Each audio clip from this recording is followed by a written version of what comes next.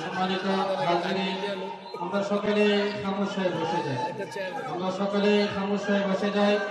ইতিমধ্যে মঞ্চে তাশরীফ আনয়ন করেছেন আজকের এই মুবারক মাহফিলের প্রধান আকর্ষণ শাইখুল হাদিস আল্লামা আজিজুল হক রহমতুল্লাহি আলাইহির সুযোগ্য সাহেবজাদা শাইখুল হাদিস ইবনে শাইখুল হাদিস আল্লামা মামুনুল হক দামাত বারাকাতুহু। আমরা সকলে খামোশ হয়ে বসে যাই। ইনশাআল্লাহ কিছুক্ষণ পরে হযরতের বয়ান শুরু হবে। আমরা আলোচনার পরিবেশ তৈরি করি, বসি আওয়াজ না করি, আলোচনা শোনার পরিবেশ তৈরি করি। মাওলানা মামুনুল হক সাহেব চলে আসছেন, আমার কথাও শেষ দিকে। আমরা আলোচনা শোনার পরিবেশ তৈরি করি, অর্থাৎ কোথাও আওয়াজ না করি, একজন আরেকজনকে চুপ শব্দ পর্যন্ত বলবো না, একেবারে চুপ থাকি। মাওলানা মামুনুল হক সাহেব এখানে চলে আসছেন, অনেক লম্বা বক্তৃতা তিনি করবেন। এই যে পরিবর্তন হয়েছে, এই পরিবর্তনটা দরকার ছিল, কথা ঠিক না বেঠিক? এই পরিবর্তনটার দরকার ছিল কি ছিল না? মাওলানা মামুনুল হক সাহেবকে আপনারা দেখেন নাই? হ্যাঁ, বসো, কোথায় থাকবে না। মাওলানা মামুনুল হক সাহেব সহ আলেমদেরকে জাতির কাছে হ্যায় প্রতিপন্ন করবার জন্য হাতকড়া, পায়ে ডান্ডা বেড়ি, মাথায় হেলমেট আর বুকে বুলেট প্রুফ জ্যাকেট পরিয়ে বারবার আদালতে তোলা হয়েছে, কথা ঠিক না বেঠিক? মূলত আলেমদেরকে জাতির কাছে হ্যায় প্রতিপন্ন করে জাতি থেকে বিচ্ছিন্ন করবার চেষ্টা করেছিল হাসিনা সরকার। আলেমরা কি বিচ্ছিন্ন হয়েছে না জাতির কাছে প্রিয় হয়েছে? আমি একটা কথা প্রায় বলি, দেখো আমাকে একদিন ডান্ডা বেড়ি, হাতকড়া, হেলমেট, বুলেট প্রুফ জ্যাকেট পরিয়ে আদালতে তুলেছে। আমি আমার ওই যে হেলমেটের ফাঁকি দিয়ে দেখতেছি আইনজীবীরা চোখের পানি ফেলতেছে, আর তাদেরকে দেখো আদালতে যখন তোলা হয় লোকেরা পচা ডিম নিক্ষেপ করে। দুনিয়াতে তাদের এই পরিণতি, মরার পরেরটা বাকি আছে, কথা ঠিক না বেঠিক? আরেকটা পরিবর্তন বাংলাদেশে লাগবে কি লাগবে না?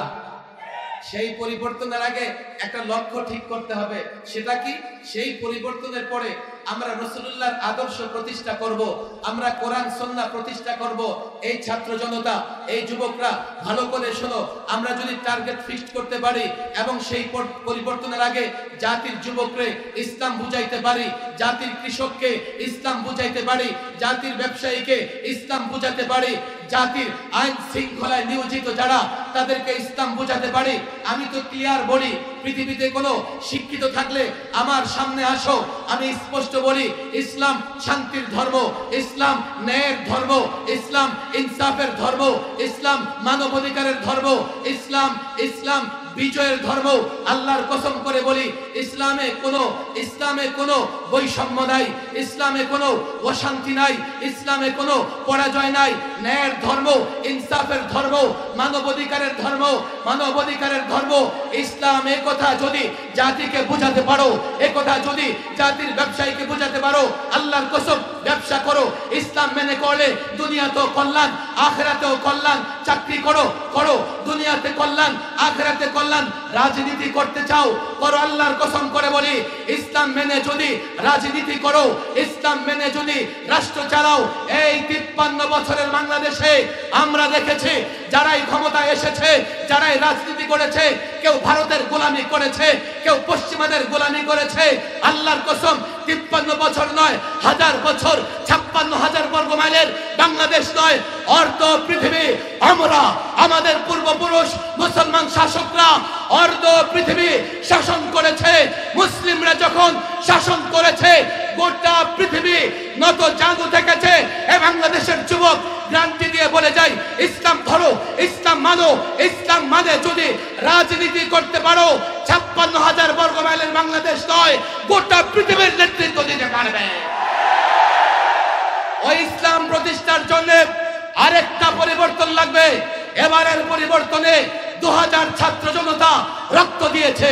জাতিকে যদি ইসলাম বুঝাতে পারো, আল্লাহর কসম, এ জাতির সন্তানেরা যদি নিজ জায়গা জায়গা থেকে ইসলামের পক্ষে আওয়াজ উঠায়, এই বাংলাদেশে বিনা রক্তপাতে ইসলাম প্রতিষ্ঠিত হবে ইনশাআল্লাহ।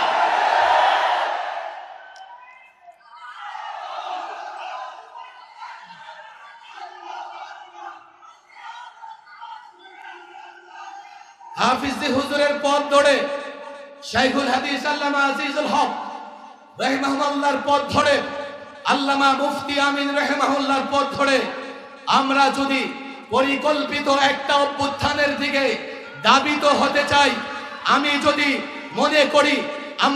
মনে করি ওই পরিকল্পনা অনুযায়ী অগ্রসর হলে বাংলাদেশে খেলাফত ব্যবস্থা প্রতিষ্ঠিত হবে, দায়ীর ভূমিকা, প্রত্যেকের কাছে ইসলাম পৌঁছে দেওয়ার ভূমিকা, দায়ীর ভূমিকা, মুআল্লিমের ভূমিকা, সর্বশেষ ইসলামের একজন একনিষ্ঠ যোদ্ধা হিসেবে হাফিজি হুজুরের পথ ধরে, শাইখুল হাদিসের পথ ধরে, আল্লামা মুফতি আমিনের পথ ধরে আরেকটা বিপ্লব, আরেকটা পরিবর্তনের জন্য কারা রক্ত দিতে প্রস্তুত আছে।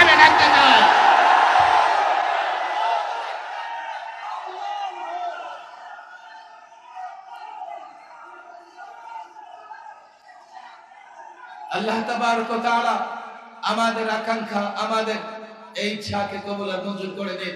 ওয়া মা তাওফীকি ইল্লা বিল্লাহ ওয়া মা আলাইনা